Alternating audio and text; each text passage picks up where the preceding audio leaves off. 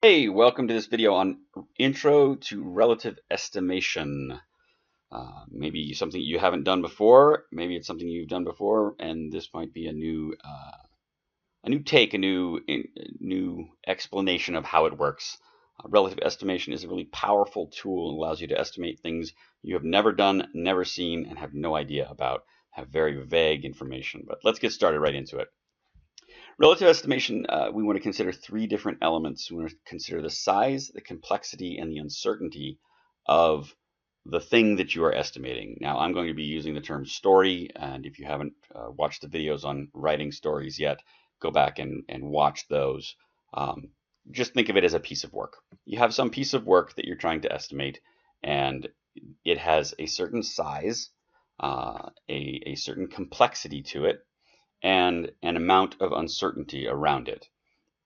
Um, so to begin with, we're just going to estimate some sizes, and then we'll throw the other things in, and I'll talk about how that works with multiple variables like size, complexity, and uncertainty.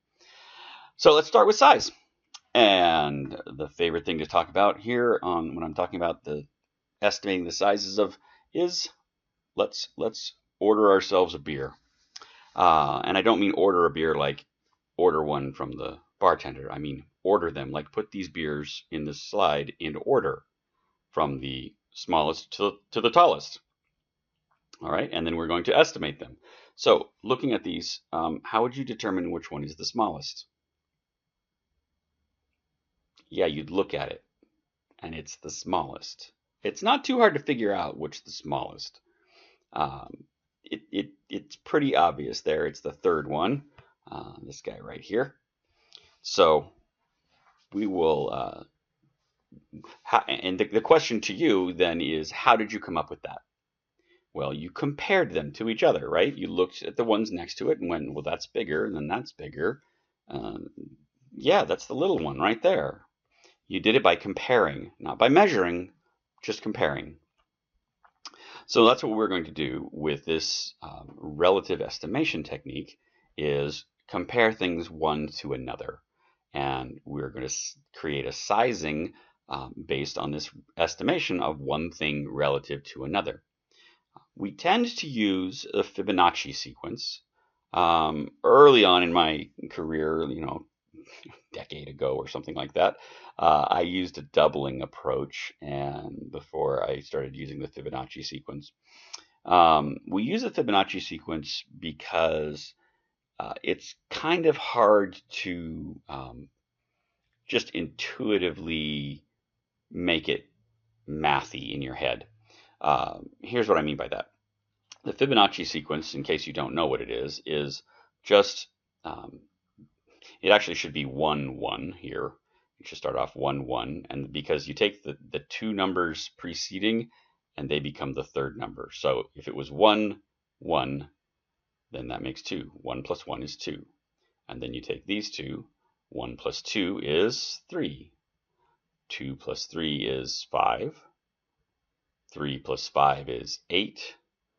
5 plus 8 is 13. And we kind of stop at 13. If you were to look into nature, you'll actually see this Fibonacci sequence all over the place. It's the spiral you see in a seashell or in a sunflower. The seeds in the sunflower, they follow the Fibonacci sequencing. So it's very, very prevalent in nature, and we use it because it's hard to estimate. When we use the doubling technique, it was easy to go, well, this is twice as big as that. But when you go, this is a 1, 2, 3, 5, or an 8, it becomes more of a gut jump, right? A gut feeling than it is just a doubling, and this is twice as big as that. The other thing is we are really good as human beings at estimating little things, but the bigger the thing is, the harder it is to estimate. So if we start with a small thing, like this beer down here, we can say that that's our 1. And I can estimate a 2 pretty easily off of the 1. And I can estimate a 3 okay. The difference between a 4 and a 5 is much more difficult to come by just by my gut. And then the 8 is even more difficult, and the 13 is ridiculous. The plus is out there to say plus is too big for me to estimate. We'll talk about that later. So how would we go about ordering these beers? Well, we would start comparing them to each other. We say this is a 1. Where's number 2? Well, let's see. Oh, that's right. I wasn't going to look for number 2. What I was going to do is estimate the sizes of these beers. So this one over here is what? Is that a 1? Nah, it's probably a 2. It's definitely not a 3, because if you added a 3, it would go, the beer would start where the foam is on that one. So how about the next one? Is that a 1, a 2, a 3, or a 5? 3, 5, 3, 5. I'd go with 5. And this is what we're trying to get at. We're trying to get at a relative estimation that's kind of a gut level. It doesn't have to be super accurate, because it's not going to be. It never is. Here's a 3. This guy looks like, could be 1, could be 2. I'm going to go with 2, I think. Yep. 1, 2, 3. Looks like 3 to me, not more than that. Well, there you go. Want to put those beers in order? It's not hard. So now the question is, how do you estimate the duration based on a relative sizing? How long would it take to drink these beers? Okay, well, we have a variable in there of the alcohol content. So if we have these numbers, let's change it, make them water, so we don't have the variable of the beer. We have 2 essential ways that we can go about estimating these. We can guess, because that's what we do. Sometimes we just take a guess. Or we can experiment. Your guess would probably be based on your past experience, right? I've had a glass of water before. I know how long it takes me to generally drink a glass of water. I haven't drunk this glass of water, so I'm not positive about the size and how much water this glass can hold, but I think that it looks about like the one I have at home.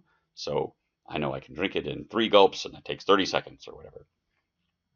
The better way would be to do an experiment. But if I haven't had any yet, and I have to make an estimation, which sometimes happens in projects, you have to make an estimation, then you guess based on past experience. You may ask someone else, right? How long would it take to drink a glass of this water? Well, the problem with asking somebody else is they have different experience than you. Maybe they like ice water and you don't like ice water. And so if it's ice water, they could drink it fast, but you couldn't drink it fast. So it's difficult to ask someone else to do your estimating for you. So that's why it's really important that the people who are going to do the work are the people who are doing the estimating. You have techniques, you have skills, you have experiences, and they all come into play in estimation. So we would guess this was 1, and I would take a drink of it, and I would measure the amount of time, and I would say, great, it took me 30 seconds. That means a 2 is going to take me 60 seconds probably. A 5 is going to take me something where I wouldn't do math in public, but 2.5 minutes. And you could figure out the rest, right? So now let's add in a little bit more, because when you're estimating work, you're not just estimating size, right? You're estimating complexity and uncertainty. And these things can be in different proportions, right? You may have a piece of work that is a lot of comparisons. For example, if you're writing a piece of software and it has a whole bunch of comparisons, but you can't write a loop for them or anything, right? You have to write each one of them out manually, individually. The size on that is going to be really big, right? It's not really complex. There may be a little bit of uncertainty around, I don't know, some variables or information in it that is written up in the requirements. But you can see that the size is really big. It's not very complex. Now, there may be something else where you know that it's probably not going to be a lot of work, but figuring out the algorithm or figuring out the way the piece fits together is going to be highly complex. And then your complexity would be big. If you look at these two, they could both be a 5, right? This is a 5 and this is a 5. It's just that the complexity in one makes it a 5 and the size in the other makes it a 5. So this, when you're doing it, this size, complexity, and uncertainty, it's just a gut balance that you're trying to get at. So that's kind of an introduction to relative estimation. As in summary, we covered that it considers 3 elements: size, complexity, and uncertainty. That it is possible to estimate anything in relative terms, right? You can estimate all kinds of different things. When you have something that you look at and go, okay, that's a 1. I'm just going to randomly call that littlest thing a 1. Now I'm going to go on and estimate everything else against that. We use the Fibonacci sequence to make that make some sense as far as the estimation numbers go. And we have a couple of different ways to make those initial estimations. One is our initial best guess. 2 is based on experience. And 3 is doing some experimentation. And that's what we've got.